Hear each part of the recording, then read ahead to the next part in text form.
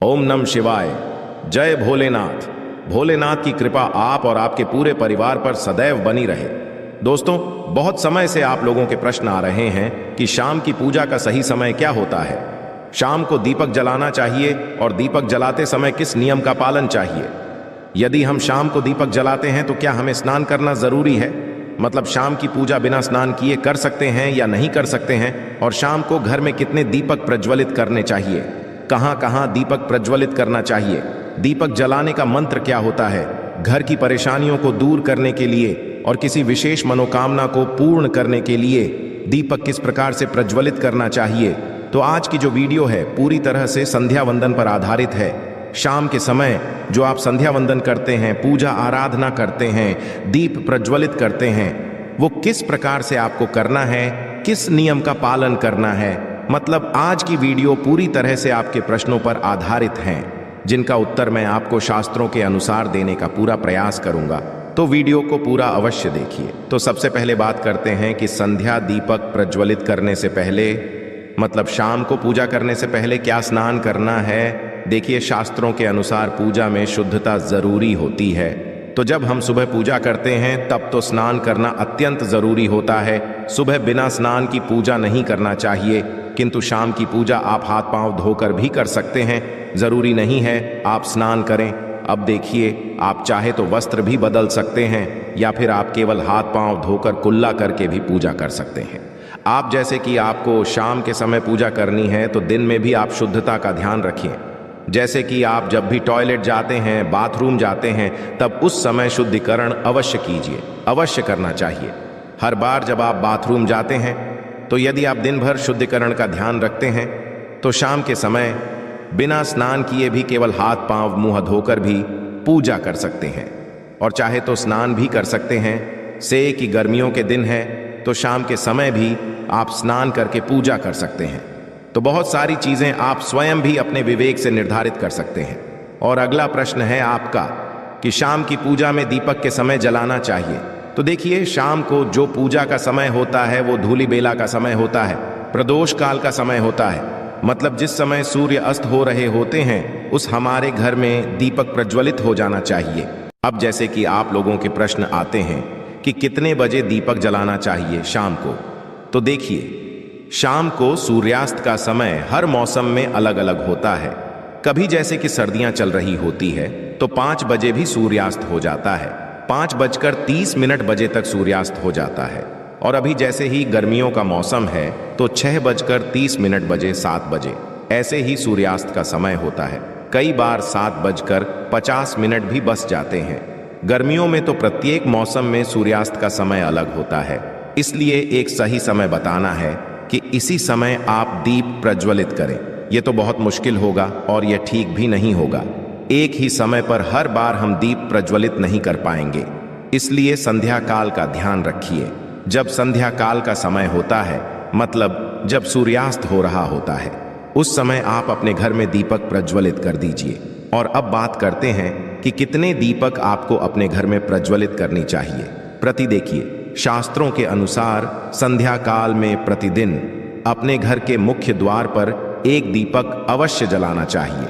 इससे क्या होता है, देखिए, शास्त्रों के अनुसार शाम के समय संध्या काल में लक्ष्मी माता और उनकी बहन दरिद्रता दोनों ही भ्रमण पर निकलती है। तो जिस घर के मुख्य द्वार पर दीपक प्रज्वलित होता है उस घर में मां लक्ष्मी प्रवेश कर जाती है, और जिस घर के मुख्य द्वार पर दीपक नहीं जल रहा होता है उस घर में दरिद्रता प्रवेश कर जाती है।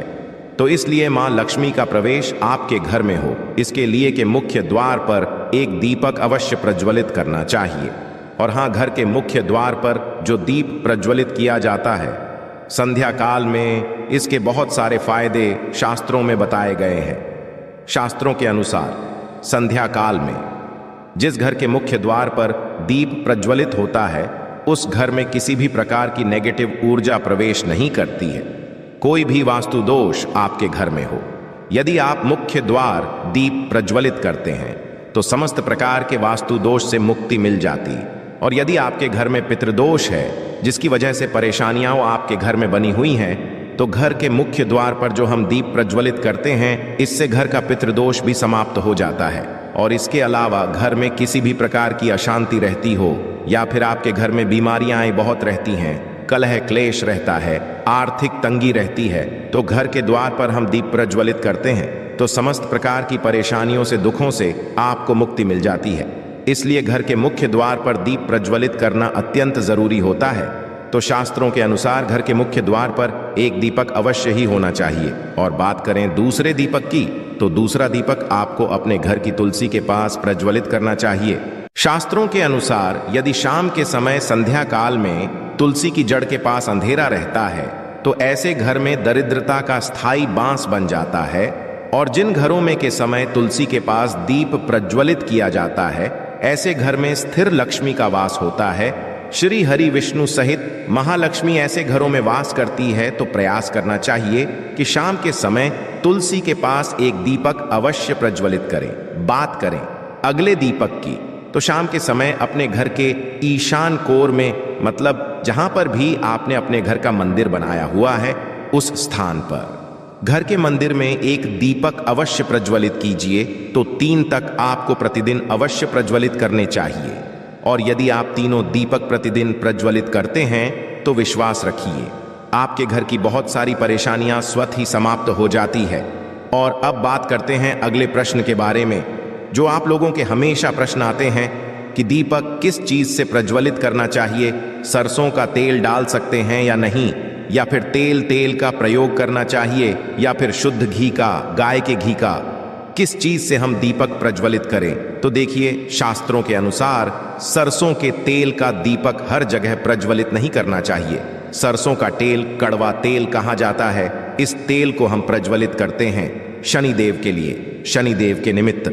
यदि आप दीप दान करते हैं शनिवार के दिन तो आपको सरसों तेल का दीपक प्रज्वलित करना चाहिए। और आप चाहे तो जैसे कि पीपल का पेड़ होता है वहां पर भी सरसों के तेल का दीप प्रज्वलित कर सकते हैं, या फिर भैरव देवता होते हैं उनके लिए भी सरसों तेल का दीपक प्रज्वलित किया जाता है। इसके कहीं पर भी सरसों तेल का दीप प्रज्वलित करने की बात शास्त्रों में नहीं कही गई है। शास्त्रों के अनुसार घर में ज्योति प्रज्वलित किया जाता है या किसी भी देवता के निमित्त जो हम दीप प्रज्वलित करते हैं उसमें गाय का घी डालकर ही प्रज्वलित करना चाहिए। अब देखिए, ऐसे समय में जबकि गाय का शुद्ध घी नहीं मिल पाता है तब हमें क्या करना चाहिए। तब आपको गाय के घी के नाम पर जो भी घी मिल जाता है या फिर शुद्ध घी मिल जाता है उसका प्रयोग कर सकते हैं, या आप चाहे तो तिल के तेल का दीप प्रज्वलित कर सकते हैं। तो प्रतिदिन जो आप दीपक प्रज्वलित करते हैं अपने घर में, चाहे आप घर के मुख्य द्वार पर प्रज्वलित करें या फिर तुलसी के पास प्रज्वलित करते हैं या फिर घर के ईशान कोण में प्रज्वलित करते हैं, सभी दीपक आप तिल या शुद्ध घी से प्रज्वलित करें। और हाँ, जब आप दीपक प्रज्वलित करते हैं, जैसे कि मुख्य द्वार पर जो दीप प्रज्वलित करेंगे या फिर तुलसी के पास जो दीप प्रज्वल करते हैं या फिर घर में भी जो दीप प्रज्वलित किया जाता है, तो ध्यान रखना चाहिए एक चीज का, कभी भी दीपक को सीधे जमीन पर नहीं रखा जाता है। तो दीपक रखते समय प्रतिदिन दीपक के नीचे थोड़ा सा आप चाहें तो चावल रख सकते हैं या फिर आप चाहें तो थोड़े से पुष्प रख सकते हैं। और हाँ, यदि आप दीपक के नीचे चावल रखते हैं तो इस बात का आपको ध्यान रखना है कि अखंडित चावल होनी चाहिए, क्योंकि ऐसा माना जाता है कि यदि टूटे हुए चावलों का प्रयोग हम पूजा में करते हैं किसी भी प्रकार से, चाहे दीपक के नीचे रख कर करते हैं या फिर अक्षत के स्वरूप में करते हैं, तो इससे घर में दरिद्रता आती है। इसलिए अखंडित चावल होने चाहिए। यदि आप दीपक के नीचे रखते हैं तो, और जैसे कि कई लोगों के प्रश्न आते हैं कि प्रतिदिन जो दीपक के नीचे हम चावल रखेंगे तो उस चावल का अगले दिन क्या करना चाहिए। तो अगले दिन वो चावल उठाकर आप पक्षियों को डाल दीजिए, पक्षी उसे खा जाते हैं। और घर में जो आप ईशान कोण में दीप प्रज्वलित करते हैं, मतलब घर के मंदिर में जो दीपक प्रज्वलित किया जाता है, उस दीपक को आप किसी पात्र में भी रख सकते हैं। जैसे कि एक छोटी सी प्लेट ले लीजिए, उसी प्लेट में दीपक रख दीजिए और उस दीपक को हम प्रज्वलित करते हैं। मतलब घर के मंदिर में जो दीपक प्रज्वलित करेंगे वो आप किसी पात्र में भी रख सकते हैं, किंतु सीधे जमीन पर आपको कोई भी दीपक नहीं रखना है। इस बात का ध्यान रखिए। और आपका अगला प्रश्न है कि शाम की पूजा करते समय किस मंत्र का जप करना चाहिए। दीप प्रज्वलित करते समय दीप जलाने का मंत्र क्या होता है।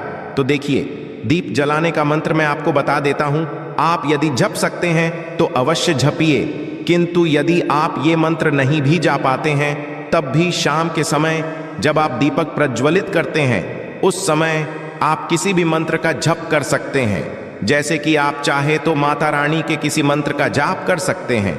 आपके कोई इष्ट देवता हो तो उनके मंत्रों का भी जप कर सकते हैं। दुर्गा चालीसा का, हनुमान चालीसा का पाठ करते हुए भी आप दीप प्रज्वलित कर सकते हैं। मतलब देखिए, जरूरी नहीं है कि आप दीपक जलाने वाला मंत्र ही पढ़ेंगे। किसी भी मंत्र को पढ़कर आप दीप प्रज्वलित कर सकते हैं, संध्या वंदन कर सकते हैं। क्योंकि देखिए, शास्त्रों में कहा गया है कि मौन रहकर कभी भी पूजा नहीं करनी चाहिए। जो भी कर्म होते हैं वो मंत्रोच्चारण के साथ ही संपूर्ण किए जाते हैं, इसलिए मंत्रोच्चारण जरूरी है। कोई भी मंत्र जपते हुए आप पूजा कर सकते हैं, संध्या वंदन कर सकते हैं, किंतु दीपक जलाने का जो शास्त्रों के अनुसार मंत्र है वो मैं आपको बता देता हूं। ध्यान से सुनिए।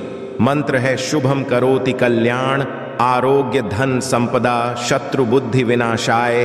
अब दीपिका या नमो स्तुति दीपों ज्योति परम ब्रह्मा दीपो, ज्योति जनार्दन आदि को हरतु में पापन संध्या नमोस्तुते।